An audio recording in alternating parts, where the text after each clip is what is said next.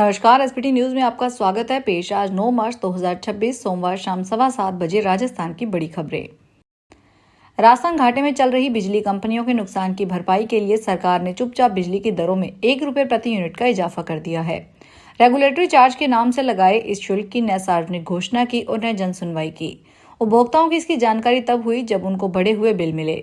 सितंबर 2025 में बनाई गई टैरिफ को अक्टूबर माह में हुई बिजली की खपत पर जोड़कर लिया जा रहा है। अकेले कोटा जिले में सरकार के इस फैसले से 4,88,000 उपभोक्ताओं की जेब पर हर महीने लगभग 20 करोड़ रुपए का अतिरिक्त भार पड़ रहा है। राजस्थान में सामाजिक सुरक्षा पेंशन योजना के तहत मिलने वाली धनराशि को बढ़ा दिया गया है। 1,300 रुपए मिलने वाली पेंशन अब 1,450 रुपए हो गई है। जनवरी 2026 की पेंशन के लिए बिल तैयार कर ईसीएस के लिए भेज दिए गए हैं और जल्द ही राशि लाभार्थियों के बैंक खातों में जमा हो जाएगी। प्रदेश में वर्तमान में सामाजिक सुरक्षा पेंशन योजनाओं के तहत 91 लाख से अधिक लाभार्थियों को पेंशन मिल रही है। इसमें वृद्धजन, विधवा एवं एकल नारी, दिव्यांगजन और लघु और सीमांत किसान शामिल है। राज्य सरकार ने वर्ष 2024 में 1,000 रुपए प्रतिमाह मिलने वाली पेंशन राशि को बढ़ाकर 1,150 रुपए किया। इसके बाद वर्ष 2025 में इसे 1,250 रुपए प्रतिमाह कर दिया गया।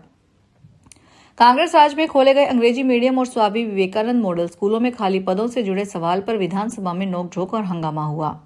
बीजेपी विधायक बालकनाथ के सवाल पर शिक्षा मंत्री मदन दिलावर ने कहा, कांग्रेस सरकार ने 3,737 स्कूलों को अंग्रेजी मीडियम में बदल दिया, लेकिन एक भी पद सृजित नहीं किया।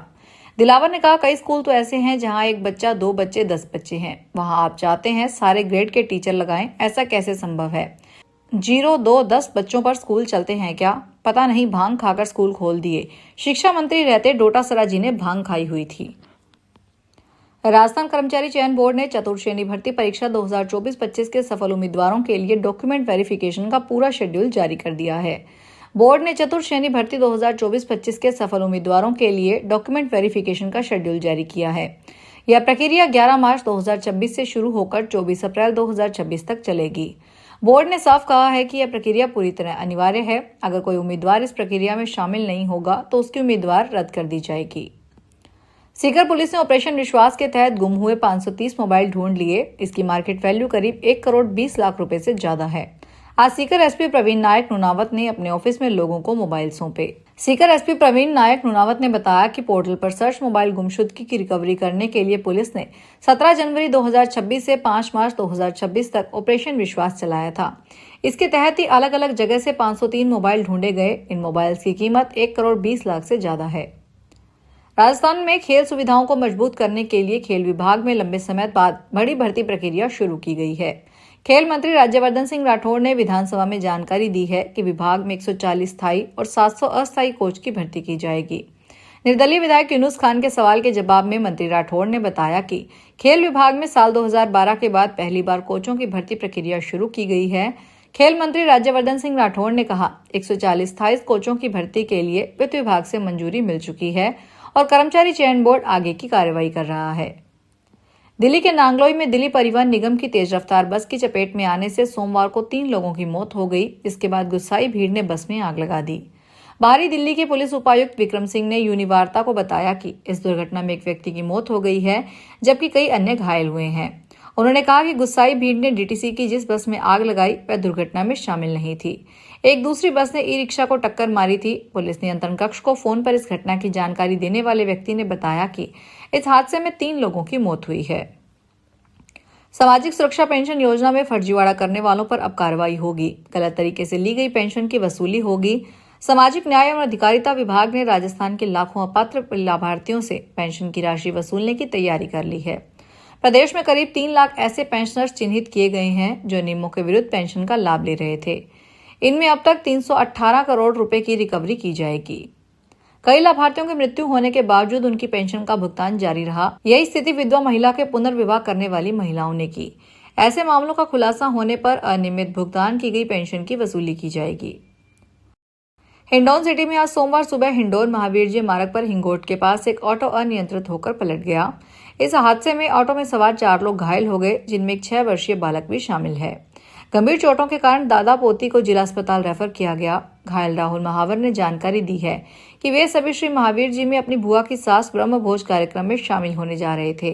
गांव से बस द्वारा हिंडौन पहुंचने के बाद उन्होंने श्री महावीर जी जाने के लिए एक ऑटो किराए पर लिया। एक मोड़ पर सामने से तेज गति से आ रही एक स्कॉर्पियो गाड़ी को बचाने के प्रयास में ऑटो चालक संतुलन खो बैठा। भीलवाड़ा सहित देश भर में महंगाई और रसोई गैस के बढ़ते दामों के विरोध में जिला कांग्रेस कमेटी भीलवाड़ा शहर द्वारा आज जन आक्रोश प्रदर्शन किया गया। कांग्रेस जिला अध्यक्ष शहर शिवराम जीपी खटीक के नेतृत्व में किए गए प्रदर्शन में कांग्रेस कार्यकर्ता और महिलाएं शामिल हुई और विरोध स्वरूप प्रधानमंत्री का पुतला फूंका। इस दौरान कार्यकर्ता कांग्रेस कार्यालय इकट्ठा हुए, जहां और यहां से रैली के रूप में जिला कलेक्टर कार्यालय पहुंच विरोध प्रदर्शन करते हुए पुतला फूंका। जिला अध्यक्ष शिवराम जीपी खटीक ने बताया कि केंद्र सरकार की गलत आर्थिक नीतियों के कारण महंगाई लगातार बढ़ती जा रही है, जिससे आम आदमी की रसोई प्रभावित हो रही है। ब्यावर पिंडवाड़ा 4 लेन पर रायपुर क्षेत्र में सोमवार सुबह कारों से भरे कंटेनर में भीषण आग लग गई। इस घटना में कंटेनर में लदी 6 में से 5 नई कारें पूरी तरह जलकर कबाड़ हो गई। यह हादसा सुबह करीब 6 से 6:30 बजे के बीच न्यू सिंधी होटल के पास हुआ। पुलिस को सुबह करीब 6:30 बजे सूचना मिली कि रायपुर सरहिंद स्थित न्यू सिंधी होटल के पास एक कंटेनर में आग लगी है। सूचना मिलते ही पुलिस टीम मौके पर पहुंची और दमकल विभाग को सूचित किया गया। इसके बाद पाली जिले के सोजत सिटी और ब्यावर जिला मुख्यालय से फायर ब्रिगेड की गाड़ियां बुलाई गई। जैतारण की फायर ब्रिगेड उस समय ऑफ रोड बताई गई। जोधपुर शहर में ई रिक्शा चालकों और उनके साथ मिले हुए अपराधियों द्वारा यात्रियों को निशाना बनाने का एक सनसनीखेज मामला सामने आया है। ई रिक्शा में सवार एक महिला का ध्यान भटकाकर उसके बैग से कीमती सोने के आभूषण चोरी कर लिया गया। वारदात के बाद पीड़िता ने पुलिस की शरण ली। बातों में उलझाकर वारदात को अंजाम दिया गया। जानकारी के अनुसार पीड़िता शहर में एक ई रिक्शा में सवार होकर जा रही थी। आरोप है कि ई रिक्शा चालक और उससे पहले से बैठी एक अन्य महिला ने सोची समझी साजिश के तहत पीड़िता को बातों में उलझा लिया। दिल्ली हाईकोर्ट ने आज शराब घोटाला और अरविंद केजरीवाल वाले केस में सीबीआई को बड़ी राहत दी है। हाईकोर्ट ने जांच में खामियों के लिए सीबीआई अधिकारी की जांच करवाने के ट्रायल कोर्ट के आदेश पर फिलहाल रोक लगा दी। दिल्ली हाईकोर्ट ने आज शराब घोटाला और अरविंद केजरीवाल वाले केस में सीबीआई को बड़ी राहत दी है। हाईकोर्ट ने जांच में खामियों के लिए सीबीआई अधिकारी की जांच करवाने के ट्रायल कोर्ट के आदेश पर फिलहाल रोक लगा दी। इसके साथ ही कोर्ट ने यह भी कहा कि जब तक हाईकोर्ट इस मामले में कोई फैसला नहीं सुनाता, तब तक ट्रायल कोर्ट ईडी वाले केस में निर्णय न सुनाए। इस केस में अगली सुनवाई 16 मार्च को होनी है। मथुरा वृंदावन का बांके बिहारी मंदिर एक बार फिर सुर्खियों में है। मंदिर परिसर के भीतर बैरिकेडिंग के पास एक श्रद्धालु और वहां तैनात निजी सुरक्षा कर्मियों के बीच किसी बात को लेकर विवाद हो गया, जो देखते ही देखते मारपीट में बदल गया। इस घटना का वीडियो सोशल मीडिया पर वायरल हो गया है। वायरल वीडियो में साफ देखा जा रहा है कि बैरिकेडिंग के अंदर दर्शन करने के लिए जा रहे एक श्रद्धालु को सुरक्षा कर्मी ने रोका। इसके बाद दोनों के बीच तीखी नोकझोंक हुई और मामला हाथापाई तक पहुंच गया।